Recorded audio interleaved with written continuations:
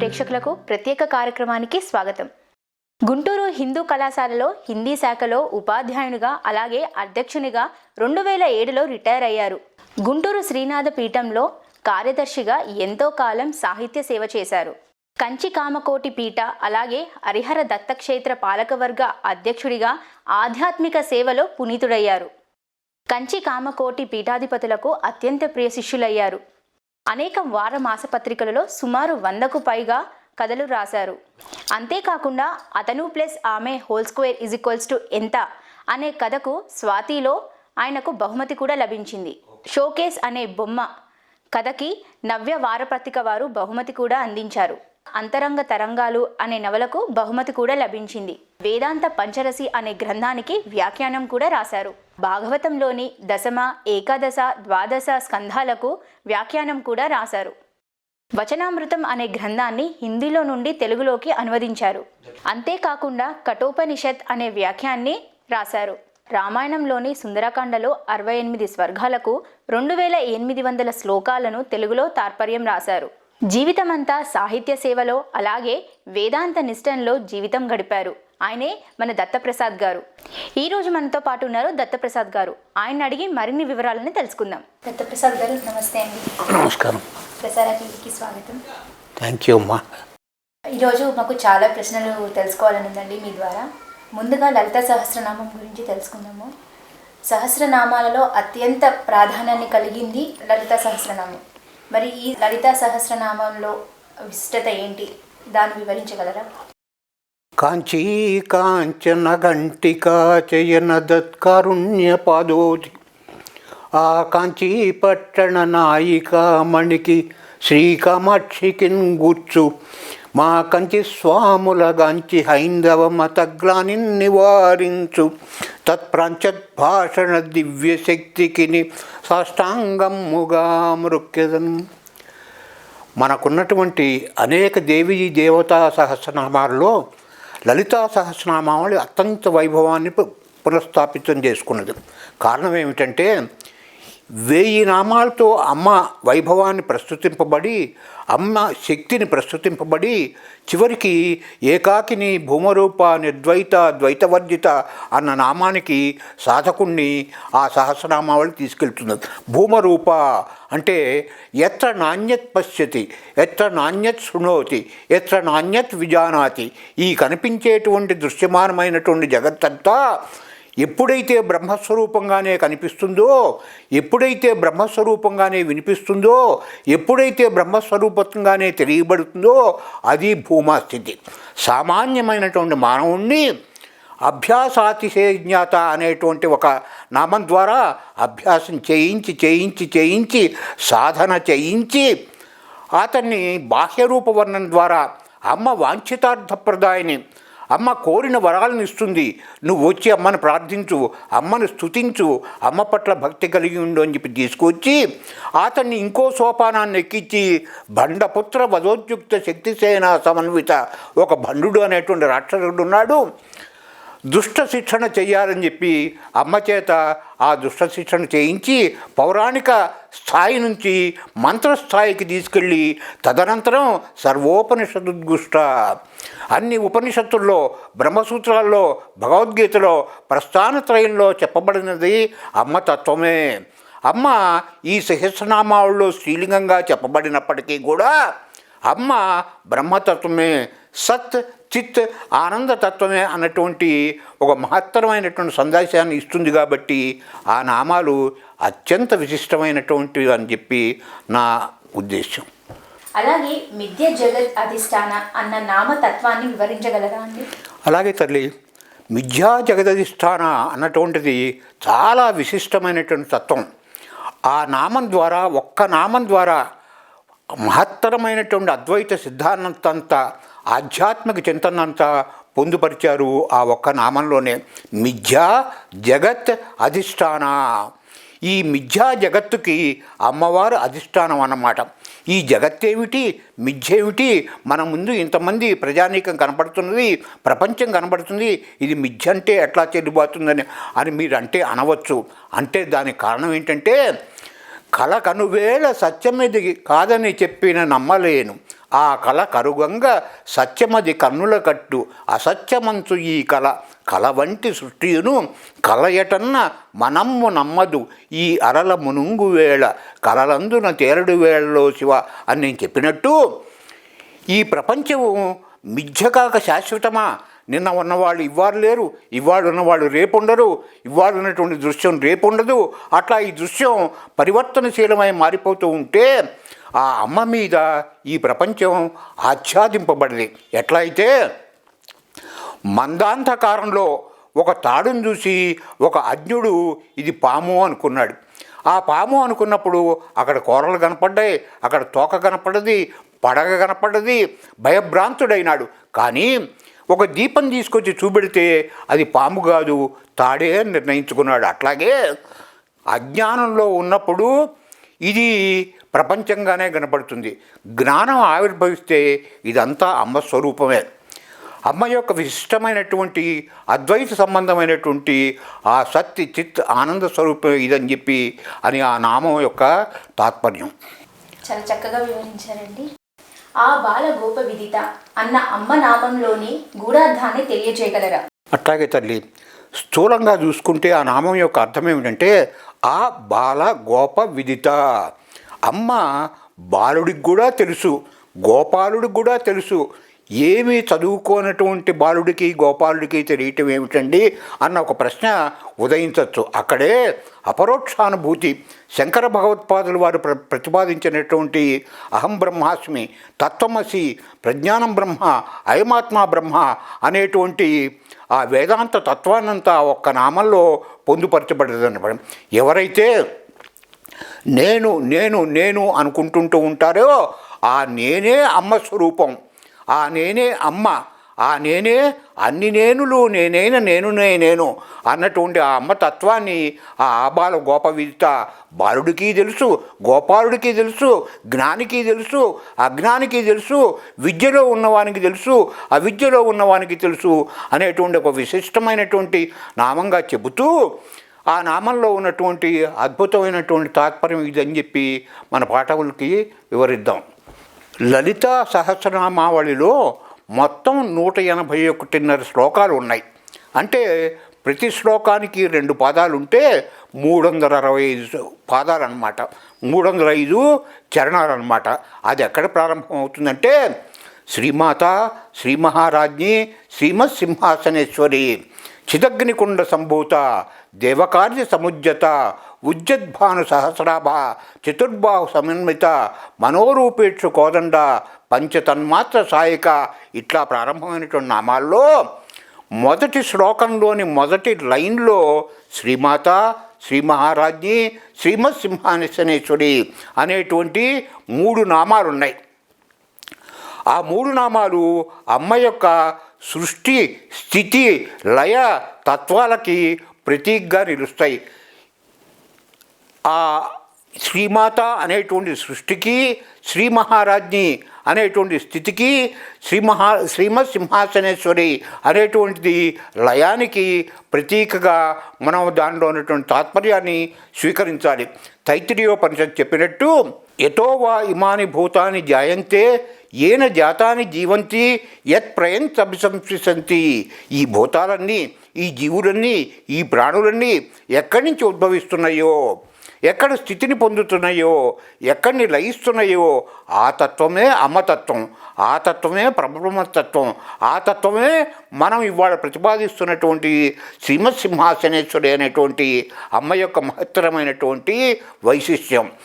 అలాగే పోతనామాత్యుడు మనకు భాగవతంలో చెప్పినట్టు ఎవరిచే జనించు జగమెవ్వనియందున నుండు లీనమై ఎవ్వనయందుడిందు పరమేశ్వరుడెవ్వడు మూల కారణం వెవ్వడు అనాది మధ్యలయుడెవ్వడు సర్వము తానే అయిన వాడెవ్వడు వాని ఆత్మభువు ఈశ్వరునే శరణంబు వీడిదన్ ఎవనిచే జనించు.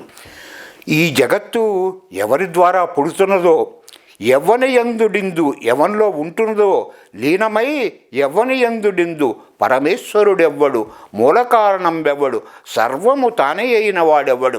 ఈ మొత్తం జగత్తంతా ఎవరి తత్వం అంటే ఆ పరబ్రహ్మతత్వమే. ఆ పరబ్రహ్మే ఈ నామావళిలో మనకు అమ్మతత్వంగా ప్రతిపాదించబడ్డది. అక్కడి నుంచి తీసుకుపోయి బండపుత్ర వధోద్యుక్త శక్తిసేనా సమన్విత అనేటువంటి ఒక భండాసురుడు అనేటువంటి రాక్షసుడిని సృష్టించి ఆ రాక్షసుణ్ణి అమ్మ సంహరించినట్టు దుష్ట శిక్షణ శిష్ట రక్షణ అమ్మ కార్యాల్లో ఒకటైనట్టు మనం ఆపాదించుకోవాలన్నమాట. అలాగే ఆ విధంగా దుష్ట శిక్షణ శిష్టరక్షణ చేసినటువంటి అమ్మ దేవకార్య సముజ్జత దేవతల యొక్క కార్యాన్ని ఎప్పటికప్పుడు నిర్వర్తించడానికి ఆవిడెప్పుడూ సిద్ధమై ఉంటుందట. అదేమిటండి, అమ్మ దేవతల కార్యాలని నిర్వహిస్తుందా? మాబోటి మనుషులకి ఏమీ కార్యక్రమాలు ఏమీ విజయాల్ని సంప్రాప్తి చేయదా అని అడిగితే దివ్యతే ఇది దేవత, ఎవరైతే ప్రకాశింపజేసేటువంటి సత్వగుణ సంపన్నమైనటువంటి ఆ భావాల్ని అంతరంగంలో పొందుపరుచుకొని ఉంటారో, ఎవరి అంతరంగంలో అయితే కామ క్రోధ లోభ మోహ మద మాత్సర్యాది దుర్గుణాలకి అరిషడ్ వర్గాలకి స్థానం లేదో వారే దేవతలు. అటువంటి సాధువుల యొక్క సత్పురుషుల యొక్క సజ్జనుల యొక్క కార్యక్రమాల్ని అమ్మ నెరవేరుస్తుంది అనేటువంటి చెప్పేటువంటి స్థాయికి మనం ఈ సహస్రనామావళిని అర్థం చేసుకొని దీంట్లో ఉన్నటువంటి ఇంకో నామం ఏంటంటే సంసార పంక నిర్మగ్న సముద్ధరణ పండిత.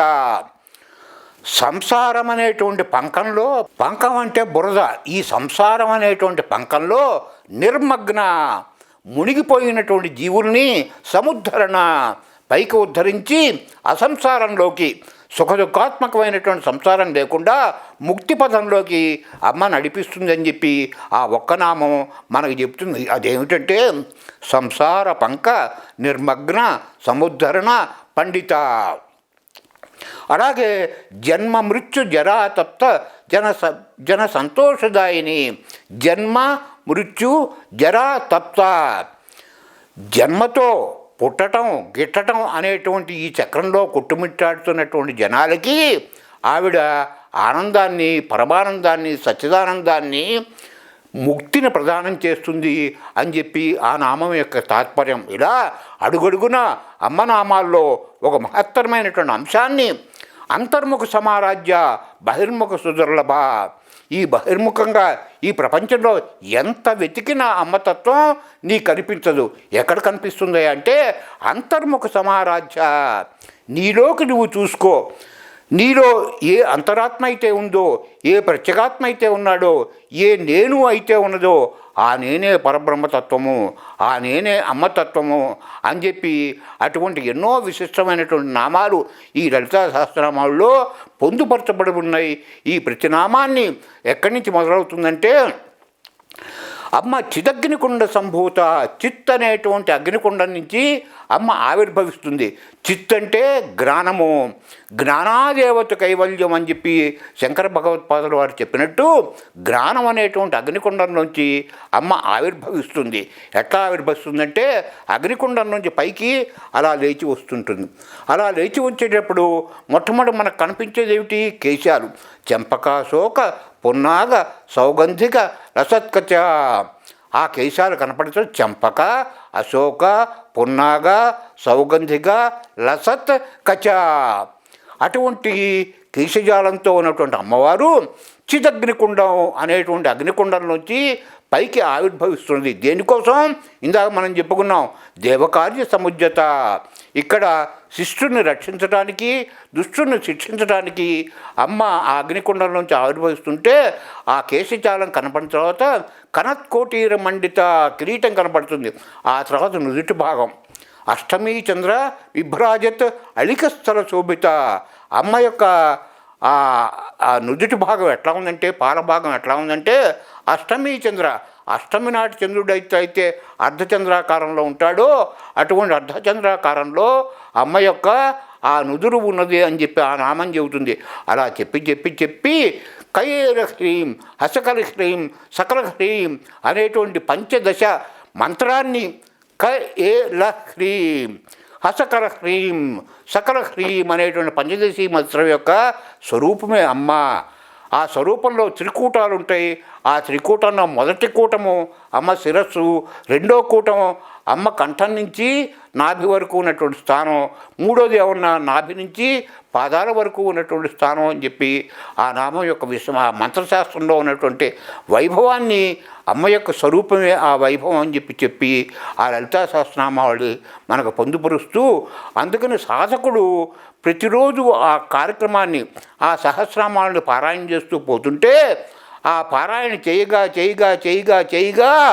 1000 నామాలు చదవగా నామరూప వివర్జిత, అమ్మకి నామం లేదు, రూపం లేదు అనేటువంటి చివరికి నామరూపరహితమైనటువంటి ఏకం ఏవ అద్వితీయం అనేటువంటి అమ్మ తత్వం అక్కడ ప్రతిపాదించబడుతుంది. మరి ఇంత చెప్పారు కదండి, నామాలు లేవా అంటే లేవు. బంగారం ఉంది, సువర్ణం ఉంది. ఆ సువర్ణాన్ని బట్టి ఆ సువర్ణం తయారు చేసేటువంటి వాడు ఉంగరాన్ని చేస్తాడు, నెక్లెస్ని చేస్తాడు, వడ్డాణం చేస్తాడు, రకరకాల రూపాల్లో చేస్తాడు. కానీ దాంట్లో మూలమైనటువంటి పదార్థం ఏమిటంటే సువర్ణమే. అట్లాగే మట్టిని తీసుకొని కుండ చేస్తాడు, ప్రమిద చేస్తాడు, ఇంకేవేవో రూపాలుగా వాడు తయారు చేస్తాడు. అయినప్పటికీ కూడా అన్నిట్లో ఉన్నటువంటిది కూడా ఆ మృత్తే. అలాగే ఈ రూపాలన్నిట్లో కూడా ఇన్ని నామాలు, ఇన్ని రూపాలు ఈ ప్రపంచంలో కనపడుతున్నప్పటికీ కూడా ఈ రూపాలన్నిట్లో, ఈ నామాలన్నిటితో ఉన్నటువంటి మహత్తర తత్వమే అమ్మ. ఆ మహత్తర తత్వమే పరబ్రహ్మతత్వం. అదే ఏకాకిని భూమరూప నిర్ద్వైత. ద్వైతం అనేటువంటిది లేనే లేదు. వర్జిత ద్వైతం అనేటువంటిది లేనటువంటి అమ్మస్థితికి బ్రహ్మాత్మైక్య స్వరూపిణి. బ్రహ్మ ఆత్మ, ఏ ఆత్మ అయితే నీలో ఉందో, ఏ ప్రత్యేగాత్మ అయితే ఉన్నదో ఆ ప్రత్యేగాత్మే బ్రహ్మస్వరూపము అన్నటువంటి స్థితికి లలితాంబ అనేటువంటి నామం వరకు మనకి వైశిష్ట్యాన్ని మనకి పొందుపరుస్తూ చెప్తుంది. ఇందాక చెప్పుకున్నాం మనం ఈ నామం యొక్క గొప్పతనాన్ని. అదేమిటంటే మిథ్యా జగదధిష్టాన. ఈ మిథ్యా జగత్తునకు అమ్మ అధిష్టానం అయినటువంటిది. మిథ్యా జగత్తుకు అమ్మ అధిష్టానం అయినటువంటిది ఏమిటంటే ఈ జగత్తు మిథ్య. అసలు అద్వైత సిద్ధాంతంలోనే ఒకటి ఉంది, ఏమిటంటే బ్రహ్మ సత్యం జగన్మిథ్య జీవో బ్రహ్మైవ నాపరః. ఈ కనిపించేటువంటి జగత్తు సత్యమైనటువంటి జగత్తు కాదు. ఇది సత్యమైనటువంటి జగత్తు కాదంటే అసలు సత్యమే కాదని అంటే వ్యావహారిక సత్యం, అంటే తాత్కాలికమైనటువంటి సత్యం. నువ్వు అది ప్రపంచం అని భావిస్తున్నంత కాలము అది సత్యమే. అది అమ్మతత్వం, బ్రహ్మతత్వం అని నువ్వు తెలుసుకున్నటువంటిప్పుడు ఆ వ్యావహారిక సత్యం అదృశ్యమైపోతుంది. అంటే అర్థం ఏమిటంటే ఈ ప్రపంచం పారమార్థికమైనటువంటి సత్యం కాదు. పరమార్థమైనటువంటి తత్వం ఏమిటయ్యా అంటే సత్ చిత్ ఆనంద స్వరూపమైనటువంటి పరబ్రహ్మతత్వం. ఆ పరబ్రహ్మతత్వమే ఈ లలితాతత్వం. ఈ లలితలో మనం శ్రీమాత, శ్రీ మహారాజ్ఞి, శ్రీమత్సింహాసనేశ్వరి అని మొదలుపెట్టి ఆబార గోపవిదిత సర్వానులంఘ్య శాసన అనేటువంటి చివరి నామం దాకా, శ్రీ లలితాంబిక అన్న నామం దాకా ఈ 1000 నామాల్లో ఏ తత్వాన్నైతే చెప్పుకుంటున్నామో ఆ తత్వం పరిణితి చెంది సర్వోపనిషదుద్గుష్ట. అన్ని ఉపనిషత్తుల్లో ఏ తత్వం అయితే ప్రతిపాదించబడిందో ఆ తత్వమే ఈ అమ్మతత్వం అని చెప్పి మనకు ఆ సర్వోపనిషదుద్గుష్ట సర్వానుల్లంఘ్య శాసన. ఈ శాసనాన్ని, అమ్మ శాసనాన్ని, ఈ నేనుని, ఈ సత్పదార్థాన్ని ఎవరూ ఉల్లంఘించలేరు అనేటువంటి ఒక మహత్తరమైనటువంటి నామాల్ని చివరిలో పొందుపరచబడ్డది వ్యాస మహర్షి చేత చెప్పబడినటువంటిది. అత్యంత నిగూఢమైనటువంటి, అత్యంత పారమార్థకమైనటువంటి, అత్యంత మనోజ్ఞమైనటువంటి, అత్యంత మహత్తరమైనటువంటి, అత్యంత విశిష్టమైనటువంటి తత్వం అని చెప్పి నిస్సంశయంగా మనం చెప్పుకొని ఈ నామపారాయణతో మన ముందు కార్యక్రమాన్ని, మన జీవితాన్ని చరితార్థం చేసుకుందామని చెప్పి విజ్ఞప్తి చేసుకుంటూ మీ దగ్గర సెలవు తీసుకుంటూ ఉన్నాను.